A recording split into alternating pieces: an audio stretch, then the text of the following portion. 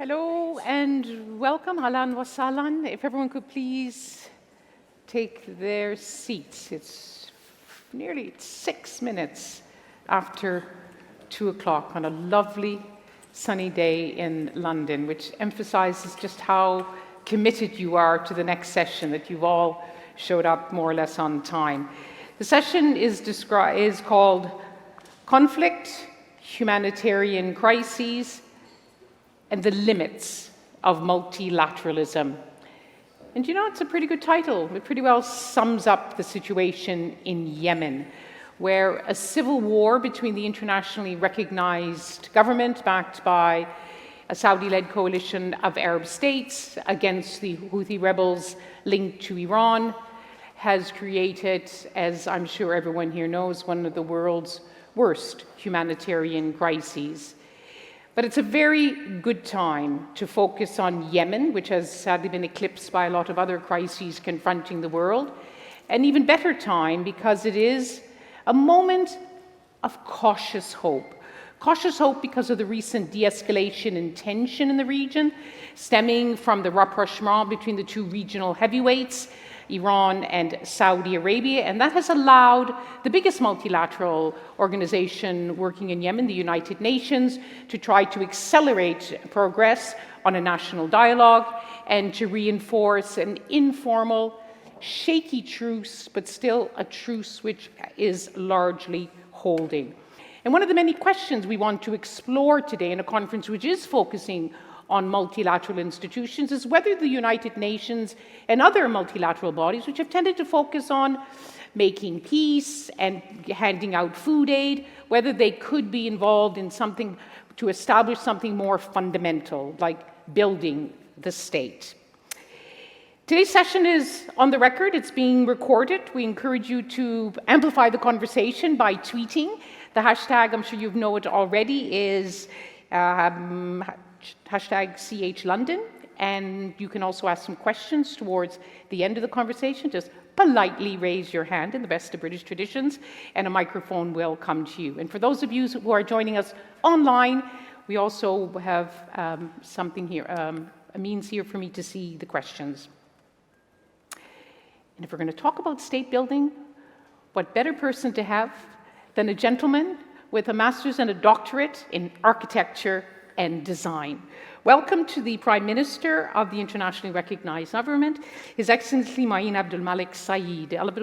Thank you very much for making time to spend time with all of us. He has been the Prime Minister since 2018, and the Prime Minister has held almost every job and every priority that has confronted the Yemeni government. He's been the Minister of Public Works and Roads. He was a member of the Conciliation Committee during the National Dialogue. He was the rapporteur during the Constitutional Drafting Committee. He was even on the streets during those protests of the Arab Spring. He is a doer, but he's also a thinker. So, Prime Minister, we're going to allow you to make some opening remarks, and I'm told he's not just going to make remarks, he's going to set out a new paradigm. Throw it out to all of us to think out of the box, throw away the box, and try to find a different way to work in a country torn by conflict and move them away from conflict. The floor is yours. Thank you, Liz. And I will tackle this topic. Tackle this topic from a different perspective, other than the prevailing paradigm about countries and conflict, which humanitarian always priority. Humanitarian, but not state institutions. But before that, let's ask an argument. Why conflict countries, or what sustain conflict countries not to fall in total chaos? In Yemen, for example, we have 8 years of severe war. What's preventing our keep us survive or floating? We are on the cliff. We are typically fragile state, conflicts, worse humanitarian crisis, but we're still floating. We are over the cliff to fall down, to lose all the state institutions, and we see that's happening in Sudan and in different countries. So we will talk through these arguments, and we can call it the pillars of stability. And how important is this? And also we can assess the multilateral interventions, which in case of Yemen, And also it can reflect in all fragile countries or countries in conflict. And I will take some examples, or we will talk about some examples, and how we can put some ideas for the multilateral system to intervene for the states that on a failure situation, because it seems that the system always supporting sustainability or sustain the government or the countries, but not intervene in countries in collapse. Following the Russian war on Ukraine, it was one of the big shocks for the government. 90% of our imports of wheat came from outside. 50% of it came from Russia and Ukraine. We don't have fiscal capabilities to deal with the prices. Nobody wants to deal with country in a danger, banking system, private sector. Many countries put constraints on their exports of wheat. Everybody wanted in cash. Nobody, all the rich countries and other countries can survive. What we can do in Yemen. We don't have also money to build stocks for the wheat. So it was one of the critical, deadly shock that we ever faced in the government. We work with the private sector and tirely process so we can secure all the wheat. Sometimes we reach approximately 2 weeks or 3 weeks reserve, but we keep confidence and make the people not panic, and then we survive that with the less increase on the prices of wheat in the region. So the private sector and resilient who keep us floating during this time. That's why the state institutions is important. Even with the shortcoming, with all the weakness, is important to work as a state institutions with the resilience of the private sector. So this is one of the issues. Even the IMF designed programs like food shock window. We are not eligible for that. It was out of our reach. And I think not only Yemen, but other fragile countries or countries in conflict was out of that reach. It seems like the design of multilateral design to help sustain stability in countries, not to intervene in conflicts, in countries in conflict. This is one of the examples. The other issue was COVID-19. When we witnessed the rise of nationalism, border closed, every country focused on their, and we saw each rich countries supporting rich countries. Nobody see the countries in conflict. And we were shocked about the numbers that we have it in intensive care units. We don't have any capacity, we don't have money, but we gather all the support, and we came out of this COVID stronger. We have 5 times intensive care units. Actually, we have a weak healthcare system. During the war, there is no investments, but at least we survived that. The only initiative at that time was COVAX. It's one of the successful for vaccines. It was one of the successful initiatives. The WHO international effort to buy the vaccines. Yes, and for countries in conflict. But this is the only one. Before that, it was the rise of nationalism. There is no, not even, it was that time, even multilateral and bilateral wasn't the minimum. If the interventions by multilateral system, it's humble. If we can use a nice word, but there is no clear interventions can supporting the countries in conflict.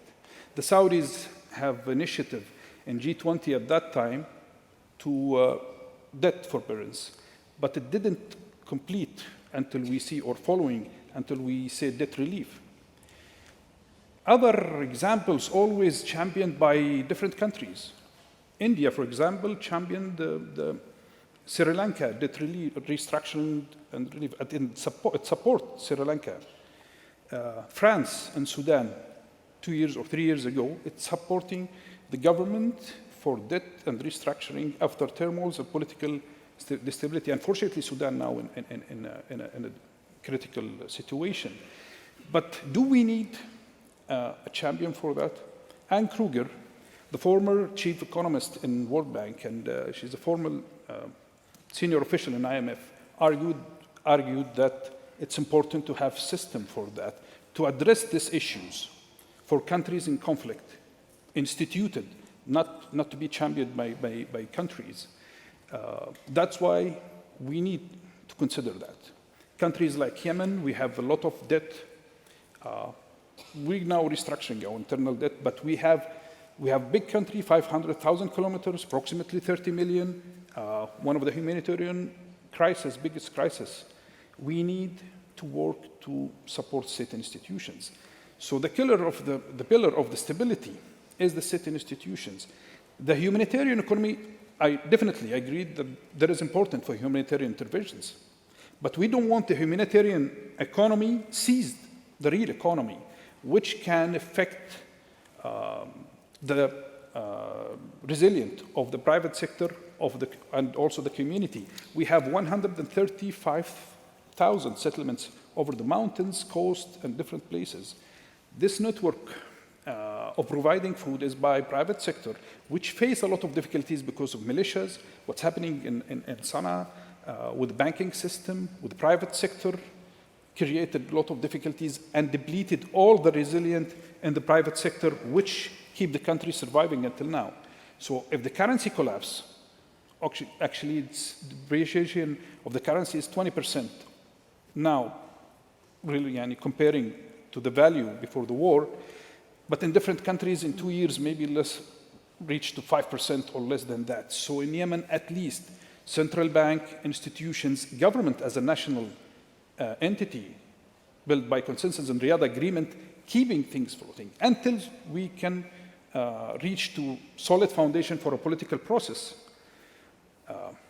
Ironically, now the support is in the minimum. We have truce, we have some think that we have a prosper future of peace. But why is the support economically and humanitarily is less than the years ago? It seems that we need support now more than any time ever, until we can find and reach solid foundation for a political process. Spoilers will always use a collapse, economic situation, services to make bad moves. And this is, we cannot control. Always the power sharing, the partnership, because in Yemen we need consensus, we need to sit on the table as Yemenis and solve all the problems.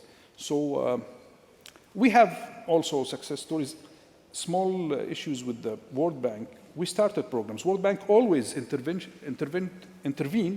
after the peace process, but we started 5 years ago with the IDA and World Bank programs, not only on social welfare fund, but also in integrated urban services, helping the capacity, or building the capacity of the cities, so we can give the people a glimpse of hope. Okay, so your comments have underlined, what is, one of the key problems is that it's a piecemeal approach, whether it's for the food shocks stemming from the Ukraine war, whether it's COVID, whether it's debt restructuring. There was an article by Chatham House's own Faria al-Muslimi, who years ago said, what Yemen needs is a Marshall Plan. You need a big, broad, ambitious plan. And if, instead of me from the BBC was sitting here, but the head of the United Nations in Yemen, and they would say, Mr. Prime Minister, you're doing a better job, Mr. Prime Minister. Instead of some of your predecessors, you're spending your time in Aden, your capital, for now, instead of in Riyadh. So you're on the ground, but you don't have enough money to pay your salaries. The security situation remains volatile, and some of your partners in government, the government is very, very fragile. So you don't have the capacity to be able to launch this kind of a Marshall Plan. What would you say to the UN if he or she was sitting right here now? It's an ambitious plan, Marshall Plan, an architect, we need to rebuild our You want a kind of a Marshall Plan? But now we need to survive until we reach Marshall Plan. Because if we collapse in this critical period, there is nothing to build on.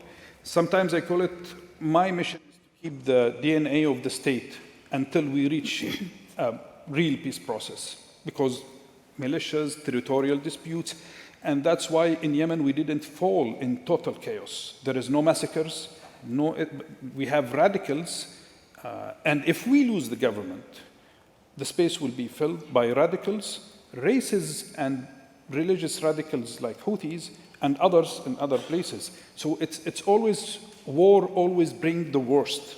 Well, since you brought up losing the government, the last time Chatham House focused on Yemen, General Zubaydi, who is head of the Southern Transitional Council, the STC, one of your partners in government, he said the government's incapable of carrying out its tasks. We need a new government. Is your government also at the risk of collapse right now? Always the government. Is it now? Always the government blames in every country. First things is to blame the government. That's just rhetoric. It's happened in Sudan, happened in every place. It's not on the record. But I think he's a partner. Yes. Idris Zubaydi is a prominent figure in the PLC, and also he had members with me in the government. So if the government survive or collapse, that the questions who gonna, we have to take responsibilities and we have to talk on the table. Even of supporting the government or building a new government, it should be by consensus. We should all sit on the table. So I think there is enough wisdom inside the PLC, and there are most important political figures, military figures, to sit and talk and how we can survive. So I think there is always a way to solve it. Since you're an architect, you have to get your own house in order first, and then secondly, when it comes to money, when we think about Yemen, it's not multilateral. We think about multiple neighbors meddling in Yemen with all of their different interests. In the south, that has predominantly been the Saudis and the Emiratis. The Saudis have made this dramatic move now to a rapprochement with Iran, talking to the Houthis without including you. They're not just the main player in the war, they're your main funder. Are you confident that they will continue to provide you the kind of support that you need, including the budgetary support that you're now calling for here today? There is many questions in same questions. Saudi Arabia, are you confident? Are you confident in them? We are confident in our allies. First of all, politically, even with the deal with Iran, the indicator of success to this deal to success is Yemen. We have many files in the region and many intersections, but I think Yemen is the most important file to witness if there is a progress or not on that. So we are confident about our allies. The Saudis want real political process and peace process and then support. But I always want the support now and after. We cannot delay. Yemen can't wait. Now we are discussing with the Saudi bilaterally the trench of supporting the budget. And first trench. They've delayed. They promised it months ago. Yes, months ago, but I think we are in a final stage.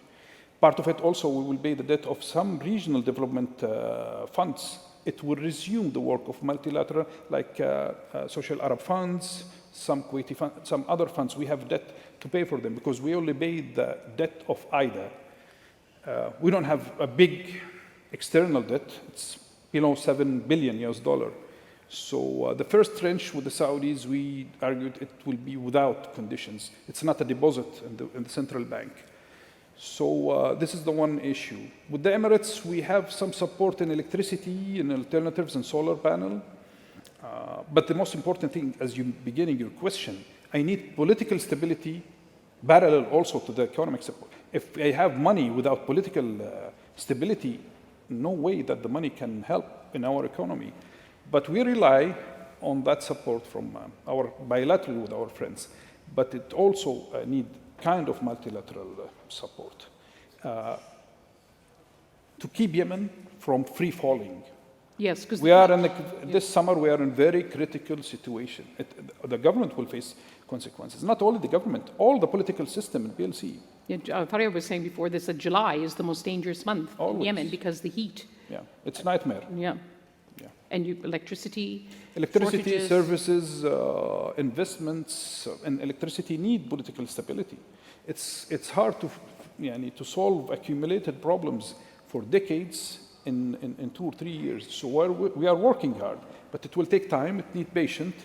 So we need everybody on tracks. So political stability really is fundamental for any kind of development in Yemen. It depends on the Saudis, the Emiratis, the Yemenis, but it also depends on Iran, which has been a key backer of the Houthis. Do you trust Iran? No, I don't trust Iran. I trust, to be honest, after even the Saudi-Iranian agreement, there is no clear messages. They have, I think, from the radicals, they support the militias in the region. What I'm concerned is Yemen. We need more pressure so we have truce. It's going to be sustained or not. Do we going to reach ceasefire and then political process? It depends, because Houthis is funded by oil derivatives, oil, gas, cooking gas. They have it's not only weapon, it's economic also support. So we need to be careful about that. But I hope that we find the positive messages, but until now we don't have trust. And do you believe the Houthis genuinely want a national dialogue? They're ready to share power? Everybody is tired of the war, Houthis and others. So I think, but also we are ready in the government for any alternatives. We cannot, the peace comes when the aggressors stop and realize it's enough. We are losing capacity, we are losing education, universities. It's hard for me as a prime minister witness all of this. I cannot do anything. I cannot work in my natural resources. The terrorist attack on oil crude exports affect us. We need money. We build like 3 or 4 universities. We need to spend on them. I need to raise the salaries, but I cannot. I don't want to print, so I don't want to go inflation. That's why we are working in this budget support trench with the Saudis. So Yemen can be saved with the minimum requirements. And then we will move to Marshall Plan that far. But at least we need to keep the capacity so we can build on. Mm-hmm. If we fall, the bailout will be tremendous. 3 issues: currency, salaries, and minimum services. These are the main things for us, the government, yes. So you're all, you use the word pillars. At one point you said pillars and killers, which is probably, pillars and pillars are probably a really good, a nice way to, because it's the 2 sides of the coin. But you need the basics. You need to be able to pay people. You need to have the fuel to keep the electricity on. You need people to have money. You need political stability, and you need the world's multilateral organizations, all of which say they want to help you, try to move beyond this kind of giving you handouts to keep feeding people, because that has a distortion on your economy.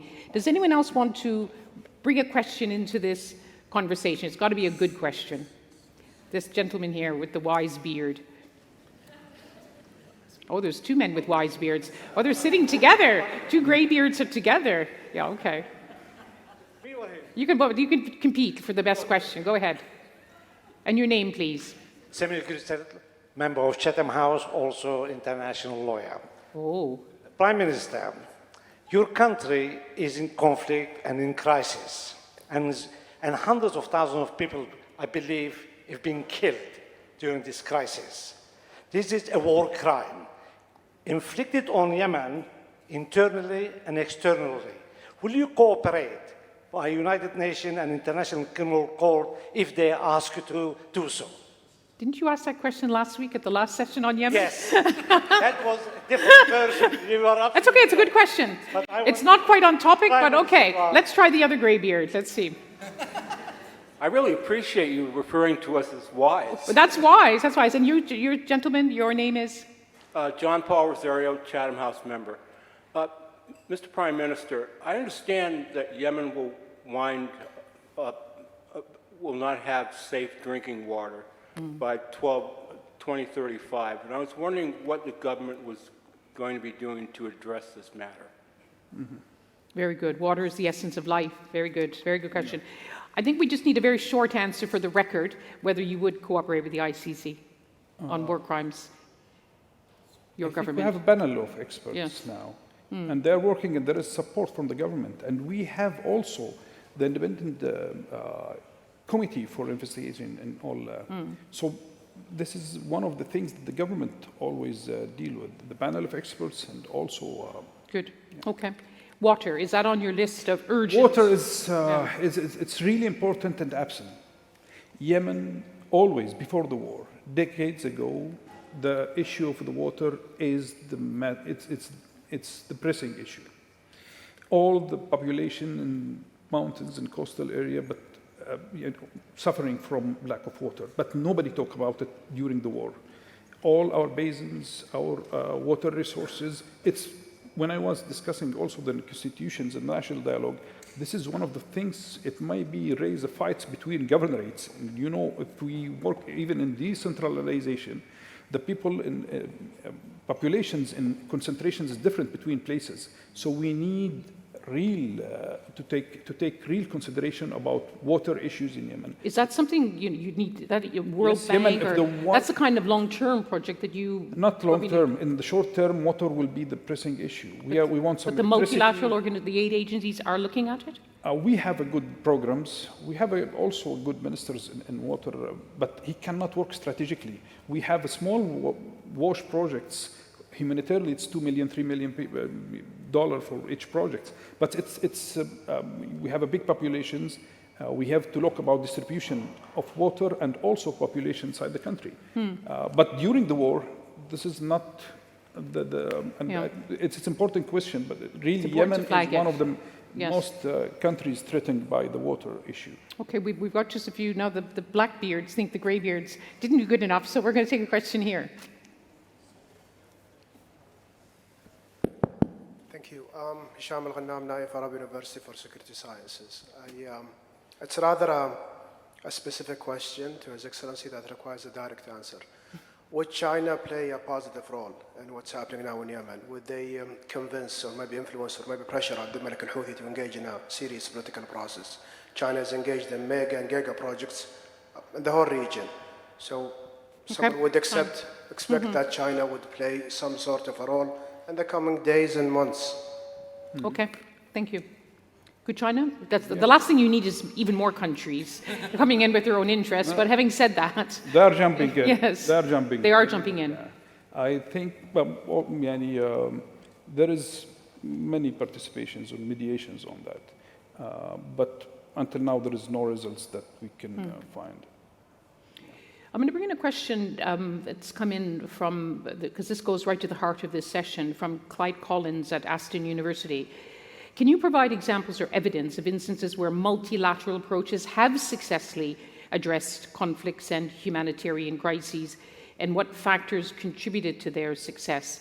You mentioned Sudan, where we did see the collapse, so that's not a very good example. But is it, because obviously in areas of conflict, it's hard for humanitarian actors to operate, as it is for governments to operate because of the security concerns. Can you think of one where they did make... Actually, it triggers some ideas in my mind, because some conditions is not apply on the conflict countries. So we need to design something. Until now, there is no design for that. Okay. Even the conditional aid for Yemen is designed from people thousands of miles of Yemen. And it's tailored case by case. Yemen is not like Sudan, Sudan like Libya. It's different countries. In Africa or Asia or different countries. So we need to tailor everything. But we need to design something, because governance or some conditions, it's not applied in the country in war. As my practice as a prime minister for 5 years, there is difficulties. Nobody wants strong government. Always there is powers who want to seize revenues, problems between central government and governorates, issues. So all that issues, we need to enhance the capacity. I know the issues of corruptions, others, governance always raise. But we need, for the multilateral system, to think. That's why I said in the beginning in the remarks, always the interventions on to keep the country sustainable or sustain or stability. But there is no interventions for country falling and problems. So what's happening in Sudan, it helps the government. Unfortunately, the government failed because different actors internally. But it helps the government to work in the financial issues. It released the debt. It helped them to... when they succeed, they throw out the government. So it's always, we need to think about design or new design for multilateral interventions in conflict countries. The fact that you're mentioning that here means that you've thought about it. Have you had any positive response when you have spoken that they are, can you see evidence that they're moving in that direction, understanding that it's in the complex wars of our time, that they need to look in different approaches. As I said, some examples have India was care about Sri Lanka, so but they that's intervene. Yemen is between the Arab League and Gulf countries. We should maybe see kind of multilateral. We discussed that with the GCC countries. They said we have a plans of reconstruction after, but what's now? They always have that debate with the GCC and others. So we need now and then later. But now everybody, they don't think about it. So sometimes we have our bilateral relation with the Saudis, with others, to keep things moving, especially with this pressing needs after the head of crude oil exports. Yes, and your very damning comment said so diplomatically, nobody wants a strong government. You know, unfortunately, Yemen has too many governments. I think I'm going to look for a signal from the chair. I think we're 2:36. Is it time to end, or sadly? I want to give you one last, just the very last. I started off by talking about using the phrase used by the United Nations, cautious hope. Do you share in this cautious hope for Yemen? Oh, we need to. Always the United Nations. In the special envoy, I said this is their job. They have always. Yes, and you, the Prime Minister? Yes. Embattled Prime Minister? Yes, I saw it's a dark scenarios, but as a Prime Minister, we need to keep motivated so our people in Yemen, our citizens, can see a brighter future. That everybody is tired of war. So again, state institutions, resilient of a community, resilient of private sector. This is what's keep at least the pillars of stability until we find a solid foundation for the political process. You've got a very, very tough job. But ladies and gentlemen, when he got to the stage, he turned aside the lectern, he put aside his notes, he spoke to you directly. It's a sign that he wants to get down to business. Thank you very much, all of you, for listening so closely. Thank you.